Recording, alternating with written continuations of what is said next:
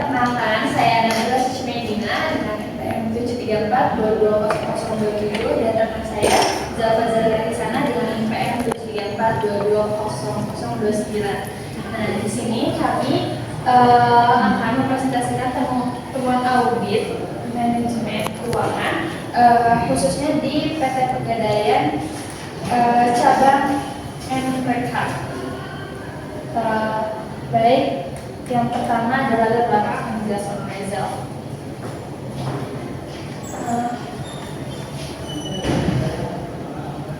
Jadi yang pertama adalah latar belakang. Kredit merupakan salah satu layanan utama PT Pegadaian yang berperan dalam mendukung kegiatan ekonomi masyarakat. Namun, kredit juga mengandung risiko, terutama risiko kredit macet atau non-performing loan, disingkat menjadi NPL. Pada PT Pegadaian Persero cabang NPK, terjadi fluktuasi signifikan pada tingkat NPL selama periode 2016 sampai 2018. Setelah sempat menurun drastis pada 2017, NPL kembali melonjak tajam pada tahun 2018. Ketidakstabilan ini mengindikasikan belum optimalnya penerapan sistem manajemen risiko kredit. Oleh karena itu, audit manajemen keuangan diperlukan untuk mengevaluasi kelemahan yang ada dan memberikan rekomendasi perbaikan agar pengelolaan risiko lebih efektif dan konsisten. Nah, dari latar belakang yang telah dipaparkan oleh rekan saya, maka kami merumuskan masalah ada dua. Yang pertama yaitu bagaimana penerapan audit manajemen atas fungsi keuangan atas risiko kredit pada PT Pegadaian Persero cabang NPK. Yang kedua, apa saja temuan, kondisi, kriteria, penyebab, akibat, dan rekomendasi audit dalam fungsi keuangan pada PT Pegadaian Persero cabang NPK.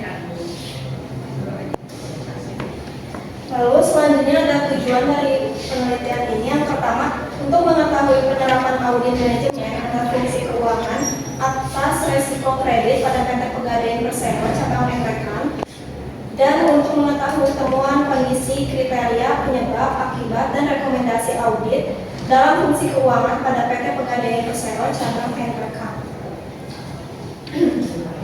Nah, selanjutnya kita beralih ke landasan teori.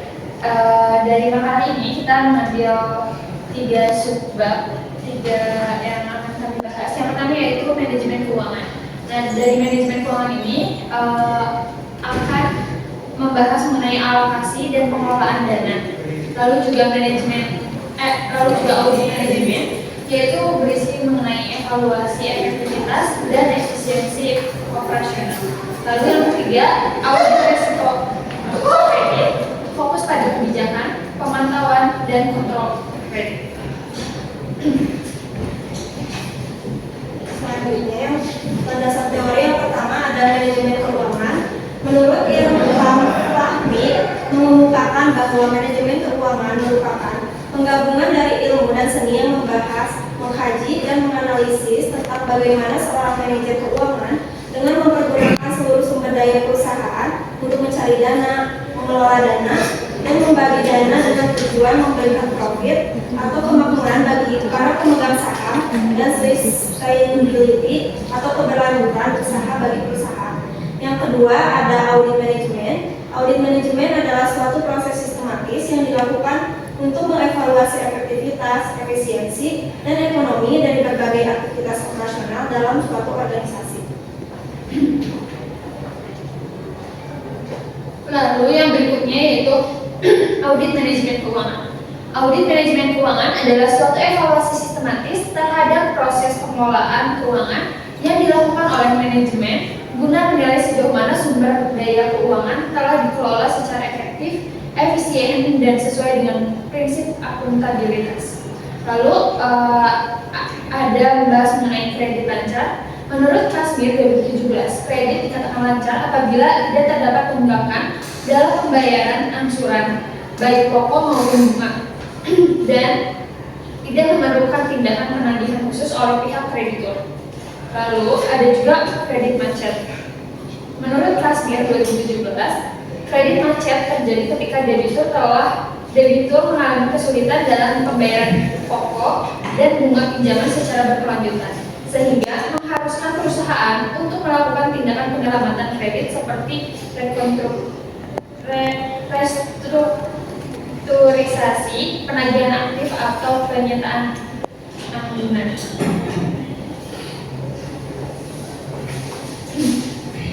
Selanjutnya ada bab 3 pembahasan.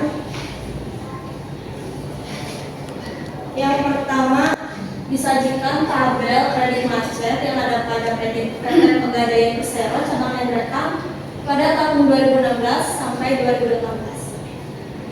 Jadi kondisinya, yang pertama, tingkat NPL tahun 2016 sebesar 0,93%, turun drastis menjadi 0,04% di 2017. Lalu melonjak kembali ke 1,28% di tahun 2018, menunjukkan ketidakkonsistenan manajemen risiko kredit yang ada pada PT Pegadaian Persero cabang Endrekang tahun 2016 sampai 2018.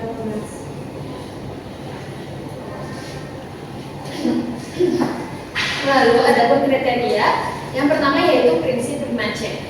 Yang kedua, peraturan otorisasi jasa keuangan OJK nomor 52/SOJK/2017 mengenai pedoman penerapan manajemen risiko pada pegadaian. Yang ketiga, indikator kinerja batas wajar NPL atau MPF sebesar 5%. Nah, ada pun penyebabnya. Yang pertama yaitu kurangnya pengawasan kredit secara berkala. Yang kedua, lemahnya kapasitas dan kompetensi SDM manajemen risiko keuangan.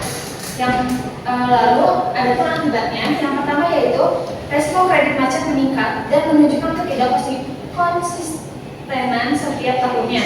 Yang kedua, analisis kredit kurang mendalam dan berpotensi terjadi human error. Yang ketiga, timbulnya beban operasional tambahan.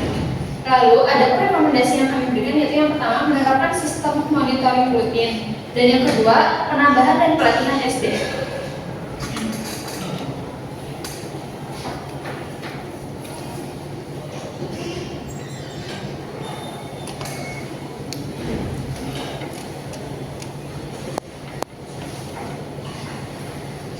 Yang terakhir ada kesimpulan. Berdasarkan hasil audit dan analisis yang dilakukan, dapat disimpulkan bahwa penerapan manajemen risiko kredit pada PT Pegadaian Persero cabang Endrekang masih belum sepenuhnya efektif. Hal ini tercermin dari fluktuasi tingkat kredit macet selama 3 tahun terakhir, yang menunjukkan ketidakkonsistenan dalam pengendalian risiko.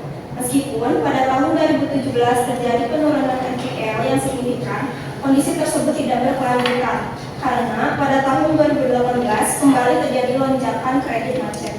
Temuan audit menunjukkan bahwa penyebab utama masalah ini adalah kurangnya sistem pengawasan rutin terhadap debitur serta keterbatasan jumlah dan kapasitas sumber daya manusia di unit kerja. Selain itu, prinsip prima C belum sepenuhnya dijalankan secara optimal dalam proses analisis kredit. Implementasi sistem monitoring dan evaluasi berkala, peningkatan kompetensi SDM, serta penerapan sistem peringatan dini merupakan rekomendasi yang diajukan dalam audit ini. Dengan melakukan perbaikan di aspek-aspek tersebut, diharapkan PT Pegadaian cabang Endrekang dapat memperkuat pengelolaan risiko kredit dan menjaga stabilitas keuangannya secara berkelanjutan.